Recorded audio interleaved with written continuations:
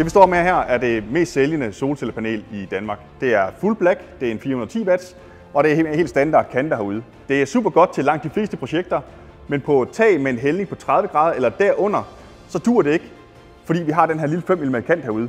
Det der sker, det er, at skidt og snavs det samler sig hernede for enden, og så blokerer vi nogle af cellerne, og det reducerer simpelthen solcellens produktion. Det betyder, at den her solcelle den løber langsommere, og så løber alle de andre også langsommere i kredsen. Derfor så har vi en anden solcelle uden kant. Den vi står med her, det er vores fullscreen panel. Det vil sige, at vi har ikke den her 5 mm kant, der sidder og samler skidt herude, men en helt glat overflade, populært sagt, lidt ligesom en iPhone. Ikke? Jeg har valgt den hvide baggrund her, for det er nemmere at se, at det er kantløs. De kommer som regel i Full Black.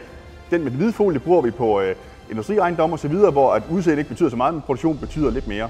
For du får faktisk omkring 5 watt mere ud af samme panel, ved den har en hvid baggrund. Fullscreen-panelerne kaldes også nogen for de selvrensende, fordi at den er bedre til at holde sig ren. Og det er specielt vigtigt på de her tagflader på 30 grader og derunder. Fordelen med sådan et fullscreen-panel, rent effektmæssigt, det er faktisk, at de producerer fra 6-15% mere end tilsvarende paneler. Og over et år, så bliver det ca. 11% mere produktion ud af det samme panel, simpelthen bare ved, at den er bedre til at holde sig ren på grund af den her manglende kant. Det er også noget, der kommer til at betyde noget for tilbagebetalingstiden på dit solcelleanlæg. Så selvom det koster et par 100 mere for sådan et fullscreen-panel, så er det hurtigt tjent hjem. Vores fullscreen-panel kommer selvfølgelig også i Full Black.